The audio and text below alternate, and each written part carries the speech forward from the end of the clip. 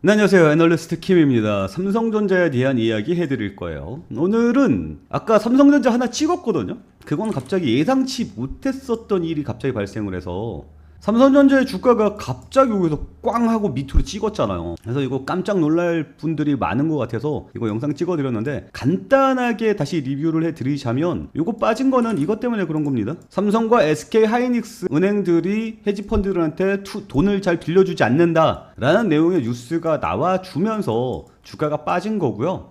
이 뉴스가 나오기 전부터 오늘부터 안 빌려준다 이게 아니라 5월달부터 안 빌려줬어요. 조금씩 압박을 계속 가했죠. 그래서 이미 매수를 한 물량들이 빠져나간 거에 대한 공포감으로 빠진 거예요. 그런데 아까도 말씀드렸지만 5월달부터 계속해서 얘네들은 빠져나가고 있었잖아요. 외국인들은 보면 아시겠지만 얘네들은 5월 초부터 이미 헤지펀드들은 빠져나가고 있었고요. 거기가 이제 바닥 잡고 이제 외국인들이 슬슬 들어오고 있는 상황이란 말이에요. 그러니까 지금 이게 꽝 하고 빠지는 이거는 일시적인 충격일 뿐 장기적인 건 절대 아니다라는 것을 다시 한번 말씀을 드리도록 하겠고요. 그리고 저는 삼성전자에 대한 이야기 계속해서 해드릴 겁니다. 집요하게 파서 여러분께 알려드릴 테니까 꼭 구독과 좋아요 눌러주시고, 삼성전자를 매수를 했거나 매수할 예정에 있으신 분들은 저희 채팅방으로 들어오시면 저희와 함께 삼성전자 매매를 할 수 있다는 점 말씀을 드리도록 하겠습니다. 이번 시간에는 제가 여러분께 준비한 내용은 이겁니다. 이거 삼성전자 파운드리 구글 세대 TPU 생산 2나노 공정 유력 첨단 패키징 가능도, 이런 내용의 뉴스가 있어요. 이거 하나하나 말씀을 드리도록 할게요. 일단 용어부터 좀 정리를 해보도록 합시다. 엔비디아가 AI의 발전으로 엄청 성장을 했어요. 왜? GPU 때문에 그런 거예요.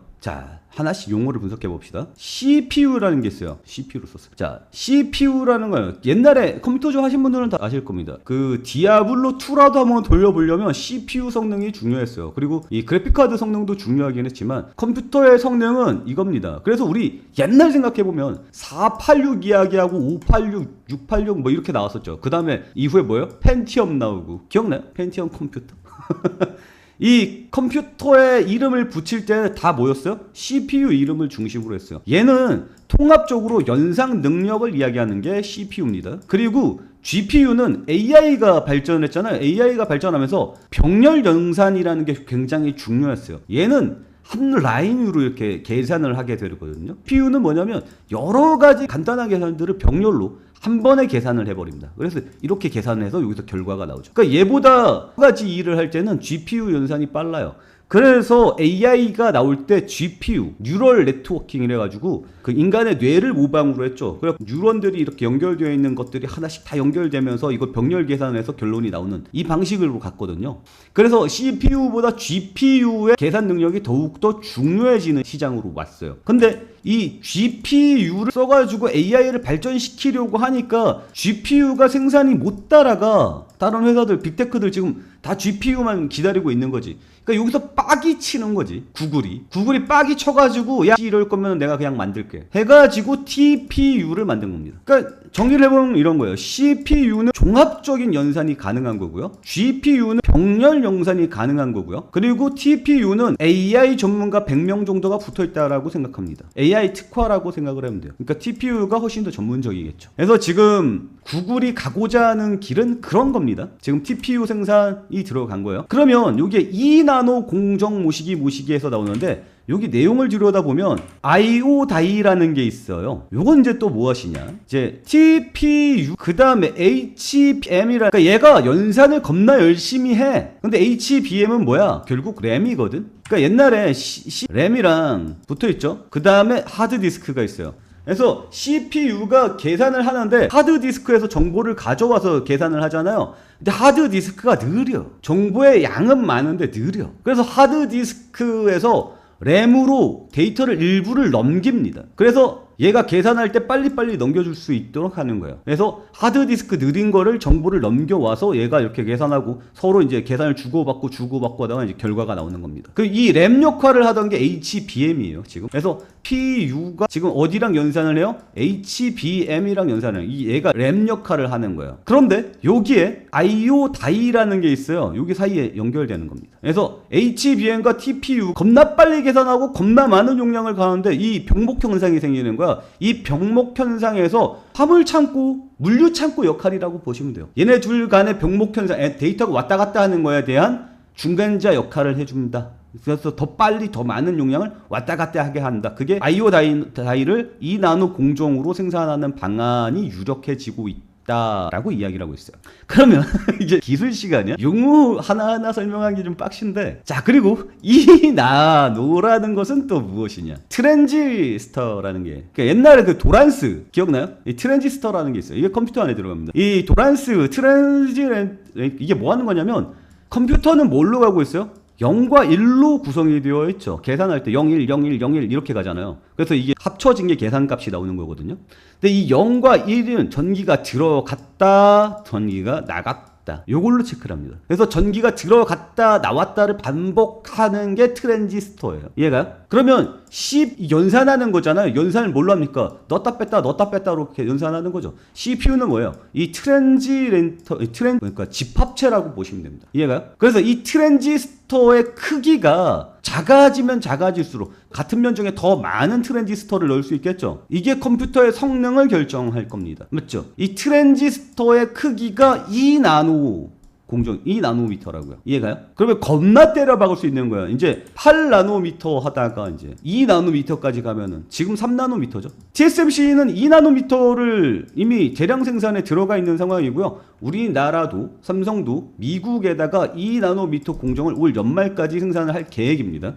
그래서 연말까지 2나노미터 공정을 생산을 할 계획인데, 이거를 이제 구글이랑 계약을 체결할 가능성이 높다, 이렇게 이야기가 나와 주고 있는 거예요. 왜? TSM 능력의 한계를 보이고 있거든. 서로 이제 서로 돈 많은 애들이잖아. 그러니까 하이테크로 같이 가려고 하는데, 돈을 더 줘서 하이엔드로 가려고 해. 근데 물량이 딸린단 말이에요.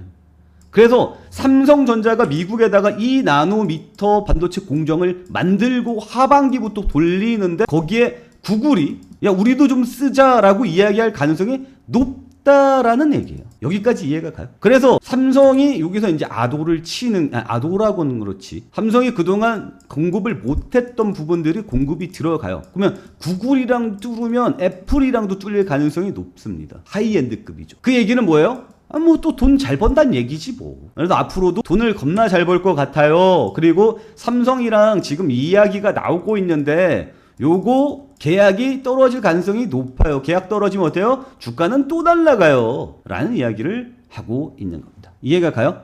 그러니까 이런 뉴스들을 하나씩 읽으면 어려워서 이해를 잘 못해요. 그래서 제가 이렇게 좀 설명을 해주면서 이게 지금 현재 이런 상황입니다, 것을 여러분께 계속해서 이해를 시키도록 하겠습니다. 이런 뉴스도 있네. 반도체 원툴 이제는 1개? 내년 4분기 이후 1.5 밑돌 것. 그래서 제가 말씀을 드리는 게, 삼성전자는 내년까지 보는 게 맞다라고 이야기를 하고 있는 거죠. 왜냐면 이미 컨센서스에 다 나와 있는 부분 아니겠어요? 삼성전자의 컨센서스를 보면 여기 매출이 올해 여기 330조였잖아요, 작년에. 올해 690조로 증가할 것으로 예상이 되고, 내년에 840조로 증가를 하는데, 증가율이 어때요? 100%에서 4%까지 줄어들고, 영업이익이 700%에서 1%에서 마이너스로 들어갑니다. 그러니까 26년도가 뭐예요? 가장 빛을 발하는 한 해가 될 겁니다.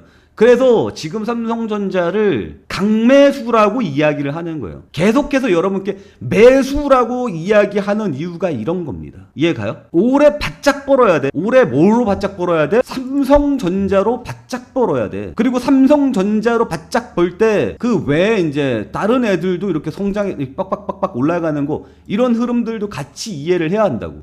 한미반도체가 스페이스X에다가 500억 베팅 뭐 했다, 뭐 블라블라블라 해서 이야기 나오는데, 이것까지 다 설명을 하면은 시간이 좀 안 맞는다. 삼성전자와 그 이외의 부수적인 애들이라고 해서 따로 영상을 제작을 하도록 하겠습니다.